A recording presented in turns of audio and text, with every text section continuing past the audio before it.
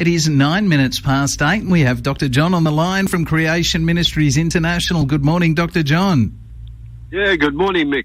It's good to have you back again this morning, Dr. John. Of course, you guys have your own website, creation.com, with thousands of pages of information. And, I mean, honestly, if you have a question, you can go there and definitely get it answered. However, we'd love you to bring all your creation, evolution-type questions to us right now on radio. Just SMS them. That is, text them to 0401 949 949. And we're so thankful for all the questions that do come in. And of course, Dr. John, we don't just answer questions, we also look at news that's come in over the last week or so. Has there been any interesting news? Yeah, look, Mick, I actually saw a great article in, it was reported in Live Science, but also run again in the Smithsonian magazine. And it was relating to one of the topics that we often speak about, you know, the origins of the various ethnic groups. Mm-hmm. And the particular one that I was interested in was one about the Native Americans. Now, Native Americans, of course, is now the politically correct term. Mm-hmm. Yeah, back when I was growing up, we called them Indians. Yep. And we knew they didn't come from India, but, everybody would play cowboys and Indians and, you'd make bows and arrows and all this sort of stuff. So everybody was pretty interested in the Native Americans, who we called the Indians. And, of course, if you went to the movies on a Saturday afternoon, most of the movies would have cowboys and Indians type Wild West movies. Where did the name Indians come from for them then? Yeah, well, I think it was from Columbus, because when he got to the Americas, mm-hmm. He thought he was in India. Oh. And so this is as I understand it anyway. I may be wrong, but I think that's it. He thought he'd got to India, and so he called the natives Indians, and I think the name stuck. But of course now they're Native Americans, and I suppose that's fair enough as well. But look, in the days that I went to the Saturday afternoon movies or regarded them as Indians, I certainly never thought about where they came from. Mm-hmm. And this article shows how scientific opinion so often changes, because people have wondered, where did they come from? How did peoples actually get to the Americas? Mm-hmm. And the general thought was that they were related to a group of people called the Jomon people, who settled in Japan. And the reason they thought that was they'd seen artifacts that looked pretty similar. I think stone tools and arrowheads and things like that. Yep. Very similar to the people who settled in Japan. And of course, that was regarded as being about 15,000 years ago that these people settled in Japan, and then crossed over to the Americas. Mm-hmm. But now, as this article said, some new discoveries have blown the lid on that belief. And, I mean, we've mentioned many times, haven't we, how all of the scientific so-called discoveries get overturned eventually. Okay, now we've decided that the Jomon Japanese people are not related to the Native Americans after all. And they decided that, I think, on the basis of some genetic data from the teeth of some skeletons that were found in both Japan and in North America. And as some of our listeners probably know, teeth seems to be a pretty good place to look for DNA. You often find a bit of reasonably intact DNA in teeth. Mm-hmm. But of course, they also looked at the shape of the teeth, and they decided that the shape of the teeth in Japan were very different from the shape of the teeth in North America. And I think if you think even of the modern-day Japanese and North Americans, most of us would have some concept of the shape of teeth of them, and they do look different. Anyway, that was what they decided, that they could not be related because there was no genetic relationship either. Mm-hmm. So they decided that the people who'd settled in Japan were more related to people in Southeast Asia, and the Native Americans were more related to people in Northeast Asia.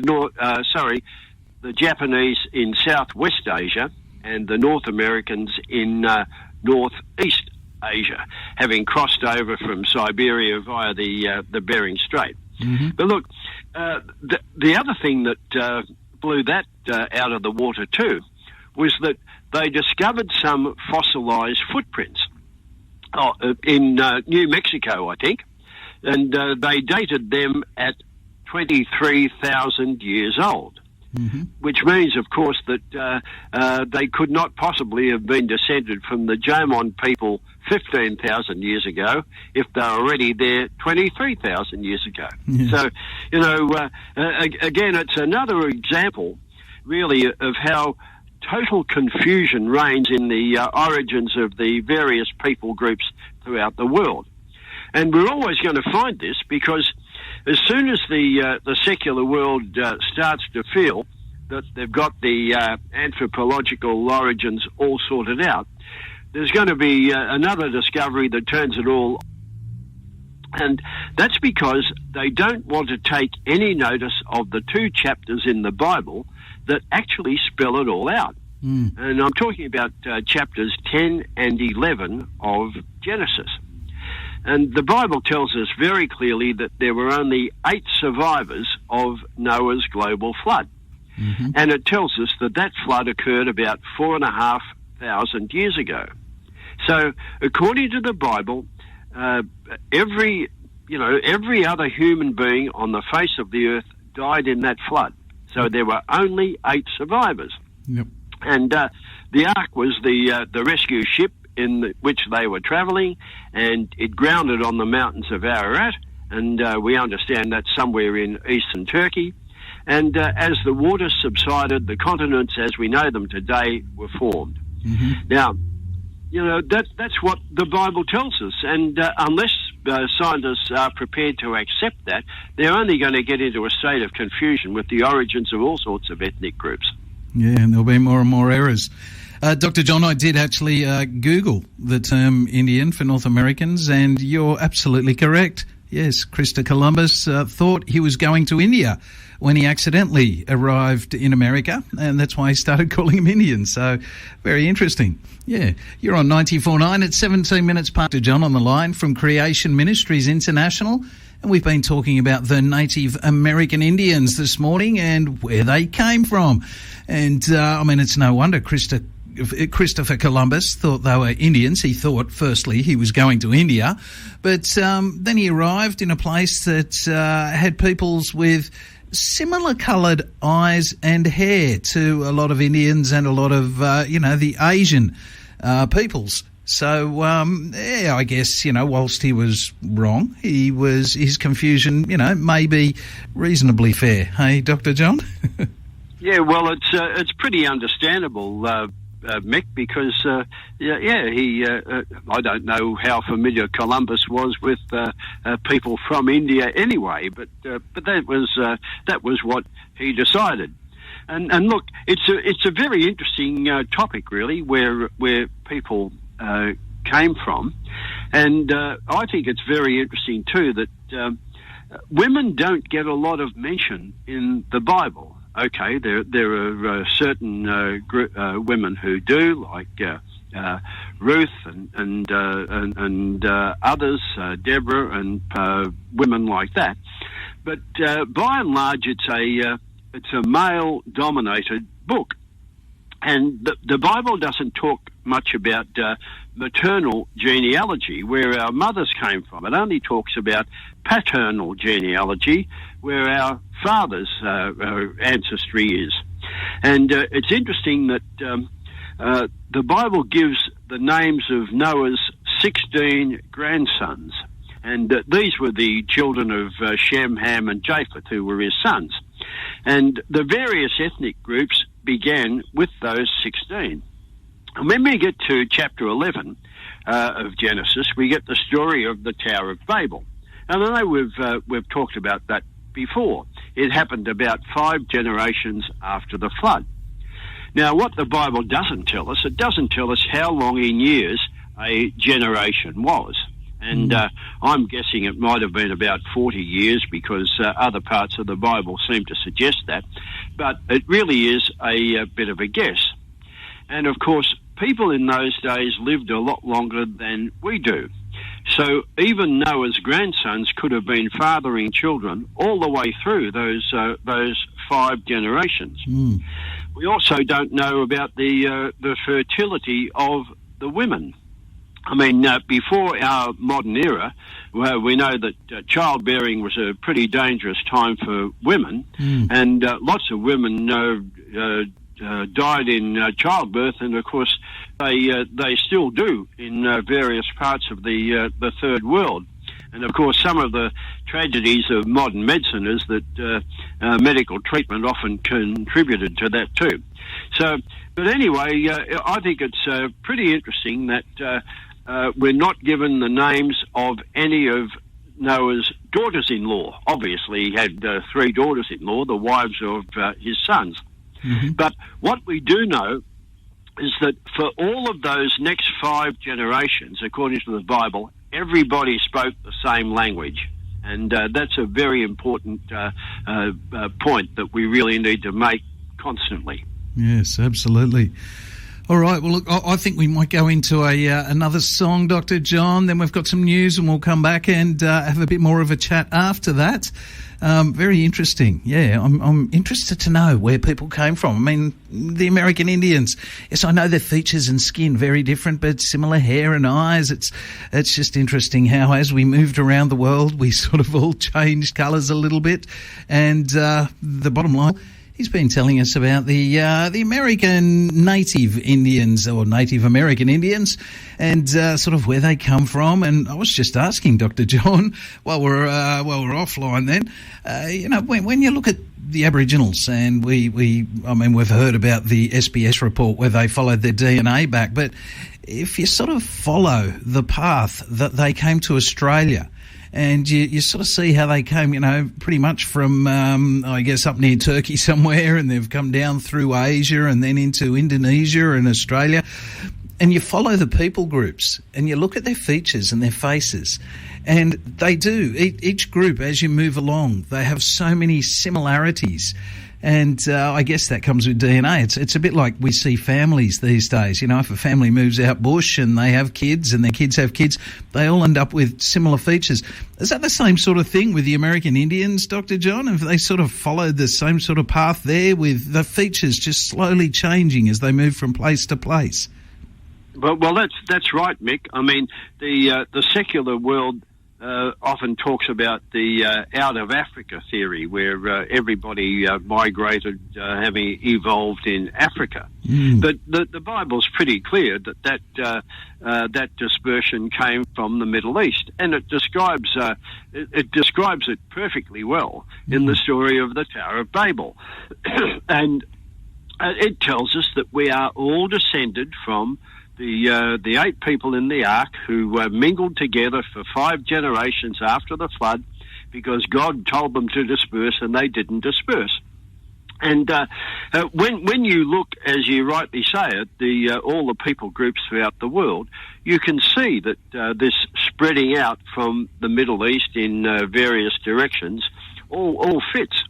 And it's another reason why we feel that you can really trust the Bible, because what it describes is consistent with what we observe and even what you can read between the lines. For example, if they were all together for 5 generations after the flood, maybe about 200 years or thereabouts, and all speaking the same language, then all of those people would have been perfectly free to intermarry. There would have been no language barriers or anything like that.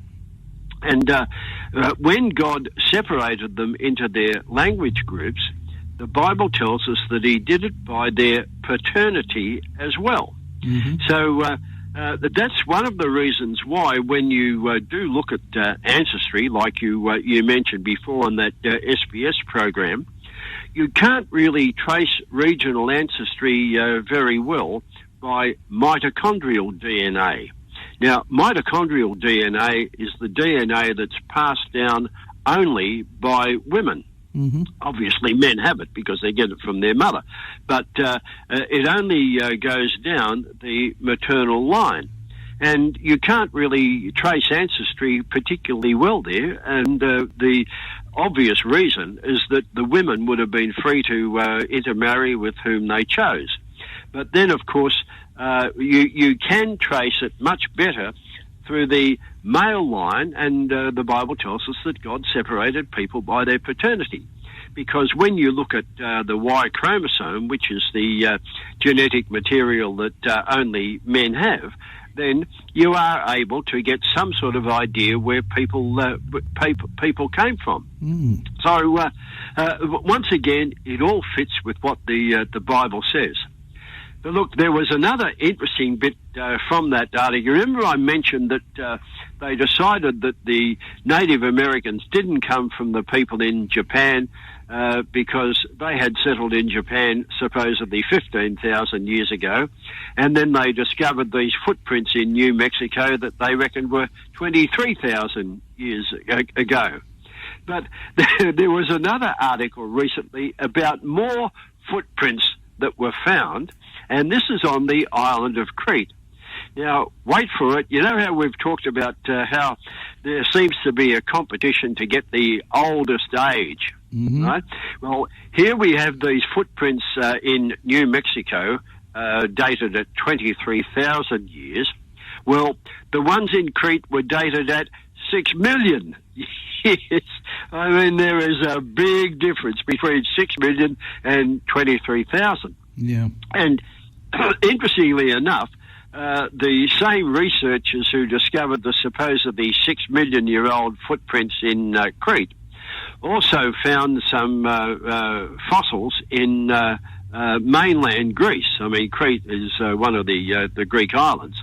But they dated the fossils at 7.2 million years. And they decided that maybe the people whose fossils were 7.2 million years had made the 6 million year old footprints. Mm-hmm. Now, think about that for a minute. When you use those numbers like 7.2 and 6, doesn't sound like a great deal of difference between them. But when you say 7.2 million years and 6 million years, there's quite a bit of difference there. Yes. So, look, I mean, it's very interesting, Mick, isn't it? You know, they seem to be able to try and pick out the oldest possible date. Now, as far as I remember, the suggestion by the secular world was that we only diverged from our common ancestor with chimpanzees about 6 million years ago. But now here they're pushing that boundary back even further, and these are supposedly hominid footprints and fossils. So, you know, who knows? I mean, we're modern humans might be going back many, many more million years by the time the researchers are finished with it. So really, it's a very interesting thing, isn't it? That you know, there is this competition to try and find the oldest possible date.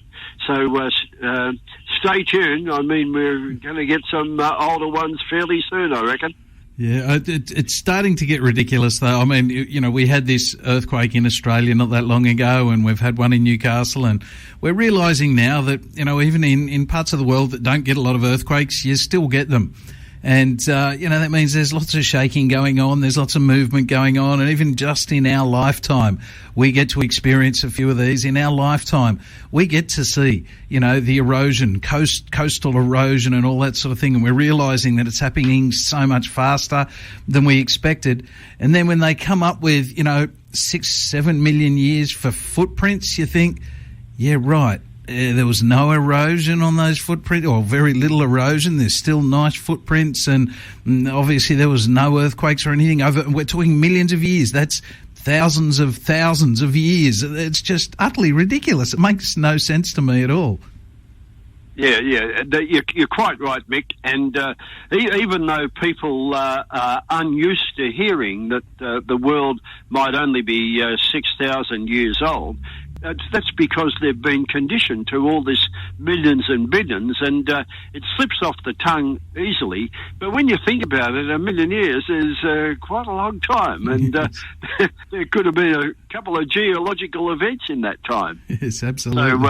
So, as you rightly mentioned, we've seen plenty of them in our... John, that sort of came to me during the week was talking about Revelations. Now, I'm not great at answering stuff in regards to Revelations, only because I sometimes get a little bit confused, reading Revelations. I do my best, but the question was basically, we see prophecies in Revelations. We see sort of what Revelation says, and the question was, as we start seeing these things sort of manifesting in our own world, should we sort of try to stop them, or because they're in Revelations, should we just accept them?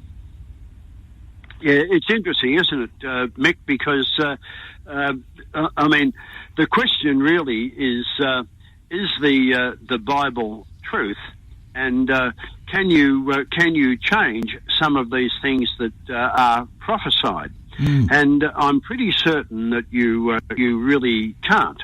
And we got a question a week or two ago from a listener about what's truth. And remember that Jesus said that he said to Pontius Pilate that he had told people the truth. And Pilate sort of scoffingly said, what's truth, And the modern world doesn't like to believe that there are some things that are true. Truth is truth. It thinks that truth might be relative. My truth is different from your truth and so on. But there's really no in-between. Truth is an absolute. And what we find as truth in the Scriptures, there are three books really that most Christians go by to see what is likely to take place. The nasty things that might happen in the world, and they're the book of Daniel and the Gospel of Matthew in particular, and then the book of Revelation. And the interesting thing is that in each case it was Jesus speaking, because in the book of Daniel it's the Son of God before he came to earth as Jesus.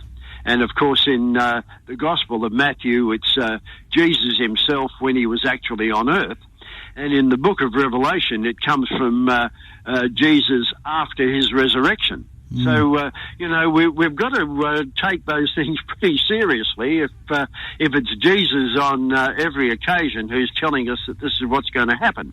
And the book of Revelation does specifically say, and so does the book of Daniel, of course, that the times that might be coming on the earth are going to be pretty nasty. And there's really not much point in praying against them, as your friends might have suggested, because what is written, and it is going to come to pass. But the good news for us as Christians is that we don't need to be fearful. God has promised to look after his own. And, he says that, he's coming back again to save us. Now, When we use the expression salvation, people think about how we've been saved from our sins and, we've got eternal life to look forward to, and that's true. But there's another sense of the word salvation, and that is rescue and preservation, and that's what's going to happen to us when Jesus returns. But he does say that there's going to be a pretty bad time of trouble, and that is going to happen. But I think the greatest news, and you mentioned the sort of things that are happening, we can see that those times are coming because there's more earthquakes and eruptions and pestilences and so on. And Jesus said there'd be a departure from biblical truths, and we're certainly seeing that. And he said there'd be division amongst families and division amongst peoples, and we're certainly seeing that. So really, he also said men's hearts would be failing them through fear. And look at the fear and distress that we're seeing in the world today. So it all looks as though there could be even greater trouble ahead. But he did say, don't be anxious and don't be afraid. And the main thing that we have to be certain of is that our names are written in his book of life. That's the most important thing for every Christian. And our names are written in that book of life if we put our trust in Jesus and are submitted to his lordship and continue that way. So really, regardless of what great trouble there might be ahead, it is an exciting time to be alive because Jesus' return must be close. Absolutely. Oh, Dr. John, thank you so much. What an awesome week. And will you be back next week? I believe so, Mick. I don't think I'm going to be going anywhere, so I'm sure I'll be around next week. Yes, we're still reasonably locked down, aren't we? Well, that's great news, Dr. John. We look forward to speaking with you again next week and having you on again next week, and it'll always be exciting. It's always been exciting, so I'm looking forward to it already. Thank you, Dr. John. Okay, thanks, Mick. We'll see you next week. All right.